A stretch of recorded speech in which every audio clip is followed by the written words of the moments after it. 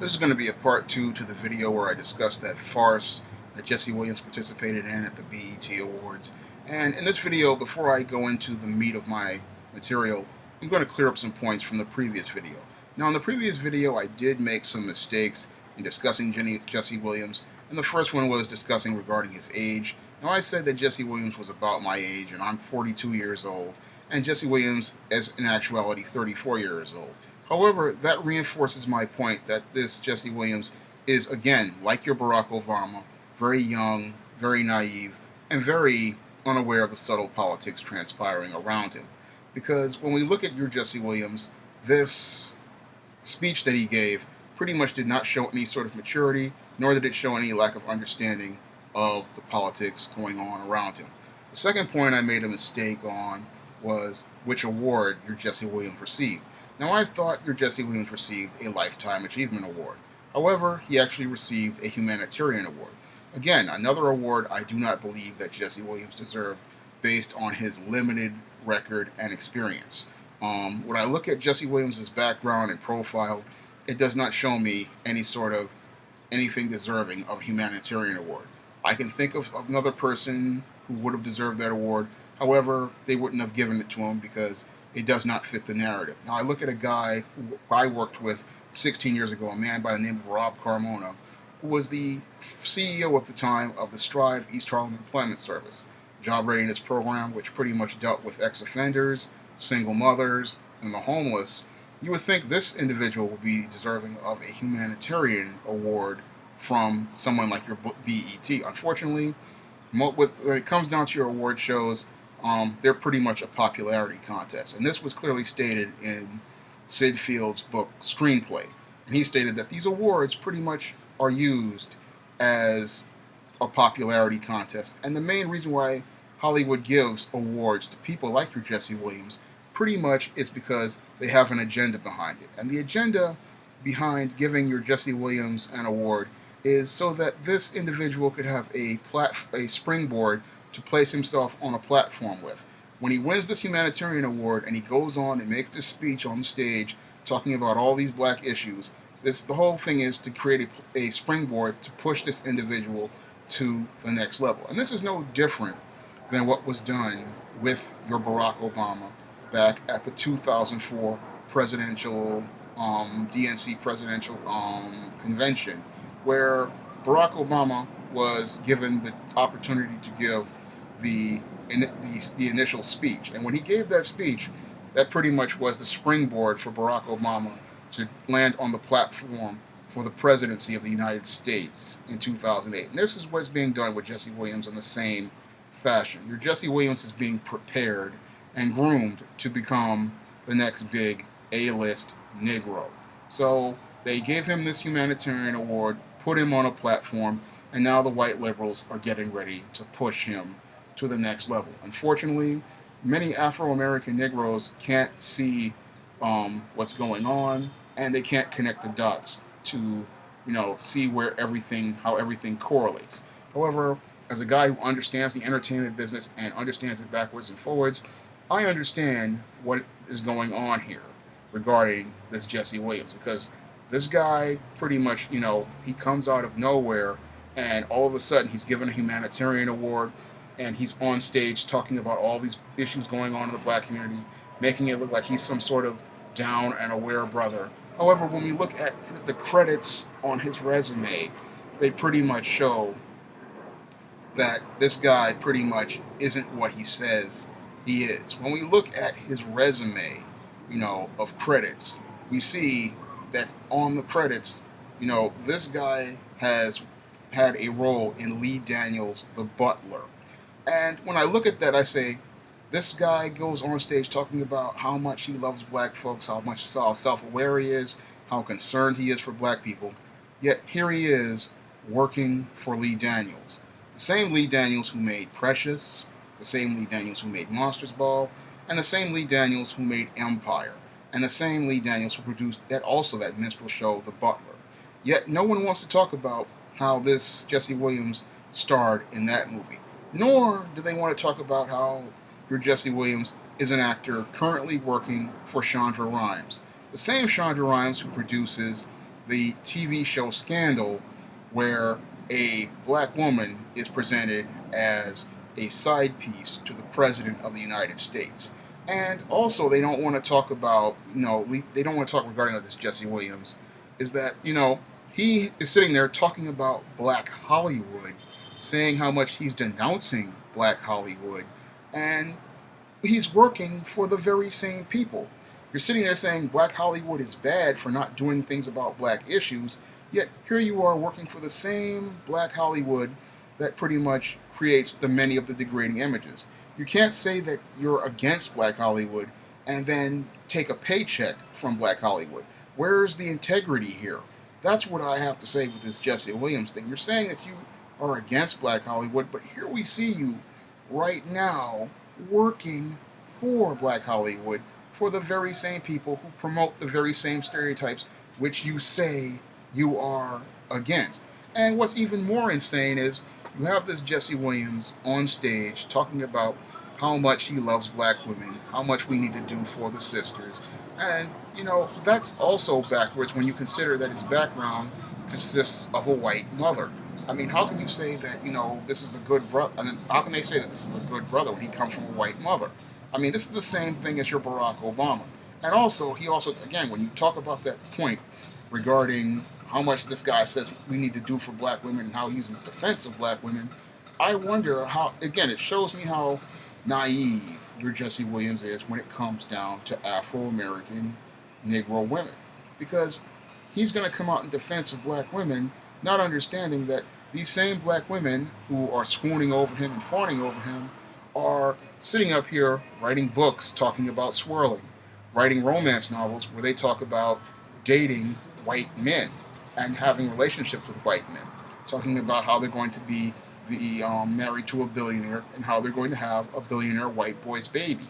And this is the type of literature that comes out of your Afro-American woman and is written by your African-American woman, just like your Shonda Rhimes, and he's going to sit there and say he's in defense of it and in defense of the black woman and never call her out, just like he did not call out Shonda Rhimes on that stage. Now, this guy, again, says he's so self-aware and so concerned with the black community, but when I look at his actions and I look at his profile, it pretty much contradicts everything that he said on that stage. Not when he started talking about political issues, it also showed me again more shades of Barack Obama and more how clueless this and he is to the issues. Because he's sitting there, he was talking about Michael Brown and Eric Garner, and we look at the Barack Obama, your first black president, who had his first black attorney general pretty much pursue no charges against Michael Brown, and has had his first black female attorney general, Loretta Lynch, pretty much leave the Eric Garner case in limbo. It shows me with this Jesse Williams, he's pretty much clueless when it comes down to black politics and black issues. But he gets on stage, he makes this big speech and everybody's getting so excited. And the main reason why they're getting so excited is because they think one member of Black Hollywood is coming out to speak for them. When it pretty much shows this guy, he needs to just keep his mouth shut because everything he's saying pretty much is contradicting itself. When I listen to Jesse Williams, he was pretty much, it was a whole bunch of hot air. And the only reason why people were listening to him is because he was telling people what they wanted to hear, and because he pretty much was the skin tone that was most appealing to most of these Afro-American Negroes. That's the only reason why they want to listen to him, because a couple of years ago, when dark-skinned Isaiah Washington came out and said that African Americans needed to do stuff on stealth mode, these Afro-American Negroes pretty much denounced him and reviled him and pretty much ignored him. And that showed me with this whole Jesse Williams thing how dysfunctional and how messed up the perceptions are of these Afro-American Negroes. Dark-skinned guy like Isaiah Washington comes out, pretty much tells the African Americans what they need to do. They pretty much denounce him and ignore him. Light-skinned brother like Jesse Williams comes out, comes from the white mother, pretty much comes out, makes a big speech, and everyone is praising him and singing his praises. If that doesn't show you how much these Afro-American Negroes deify white people, I don't know what will. Because when I look at that scenario, when I look at the comparison of Isaiah Washington to Jesse Williams, it pretty much shows me how much these Afro-American Negroes deify white people. I mean, this light-skinned brother with his blue eyes comes out, makes a big to-do on a BET show, the same BET owned by Viacom and white people, and makes a speech, and these Afro-American Negroes pretty much are all getting emotional and riled up and getting ready to talk about what they want to do, which really, you know, is really going to be next to nothing, because that's all it's going to be is talk. Because when we look at the pattern and practice of these Afro-American Negroes, for the most part, every time one of these Negroes pretty boy Negroes comes out, like your Barack Obama, or any of these other Negroes that came out for that Million Man farce, the 20th anniversary march, they all make a whole bunch of speeches talking about what they want to do, what we should do in the community, and then by the end of the day, when these Negroes leave from that march or that rally, and they go by one of these foreign-owned stores, and they see a pair of Air Jordans in the window that are red, white, and teal, or red, black, and green, these Afro-American Negroes pretty much forget all about the politicizing and the political cause they were going after, and camp out in front of that foreign-owned store, hoping to get a pair in a size 9. That's what these Afro-American Negroes do, for the most part, when it comes down to these political issues. They listen to these speeches, they listen to the rhetoric, but at the end of the day, there is no follow-through, there is no commitment, there is no dedication. And that's what I said in the previous video, and I'm going to stick to that because I know it to be true, because I've looked at the historical actions of this Afro-American Negro over the last 25, 30 years, and I've seen it documented in movies like Spike Lee's Do the Right Thing. Because if we look at the conclusion of Do the Right Thing, after Radio Raheem was choked out by the police, and after Mookie threw the garbage can in the window, after all that rioting, everything went right back to being what it was. Sal got the insurance money, rebuilt his pizzeria, and the Afro-American Negroes pretty much went back to go get themselves a slice with extra cheese. Because that's what's going to happen again with this speech with this Jesse Williams.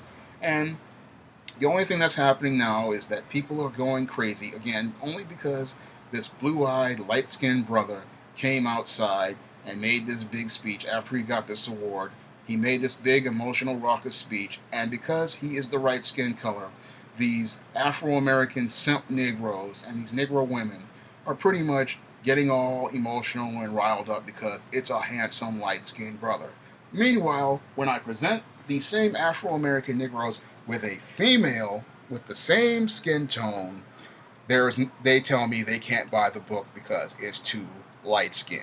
Pretty much, again, proving to Shawn that there is nothing more than hypocrisy when it comes down to this Afro-American Negro and their media image, their self-image, and their self-worth. Nothing more than hypocrisy. Because every time you go to this Afro-American Negro and you try to tell him, and many people have told him, the exact same things that Jesse Williams has told him, but they don't want to hear it because, again, it's not coming from someone who is close to the white man that they deify, or has any connection to that white man that they deify.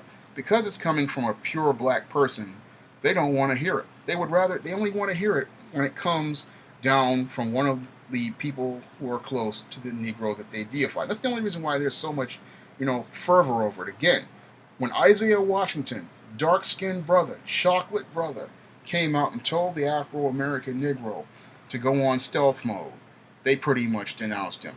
This light-skinned brother goes on the white-owned BET, gets his humanitarian award, and pretty much comes out here, tells a Negro a whole bunch of stuff, a whole bunch of rhetoric. Negro gets emotional, Negro gets excited, and that pretty much shows us, how dysfunctional this Negro pretty much is. I mean, I look at this whole case with this Jesse Williams, and I see how he is pretty much using these Afro-American Negroes.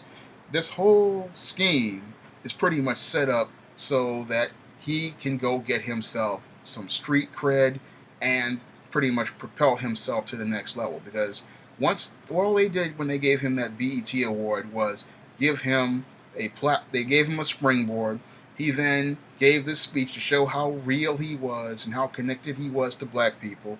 And now they're going to put him on a platform where they push a white liberal narrative for blackness using this black male and as a tool to promote their agenda.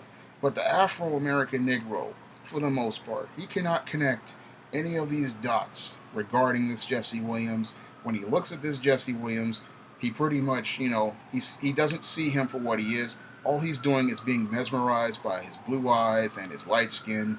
And that's the same thing that happened with these Afro-American Negro females when they looked at that Jerry May Meeks mugshot and saw that light-skinned brother with those green eyes or whatever it is, and that light skin, and looked past his background and only looked at the color of his skin and his closeness to whiteness. And that's what they were looking at, and that's why they wanted to give him a second chance, and that's why they want to give this Jesse Williams an opportunity to have a platform in the Afro-American community, because he pretty much represents closeness to whiteness. I mean, he spoke and is telling them what they want to hear, and I'm the black guy who pretty much is going to tell you what you need to know.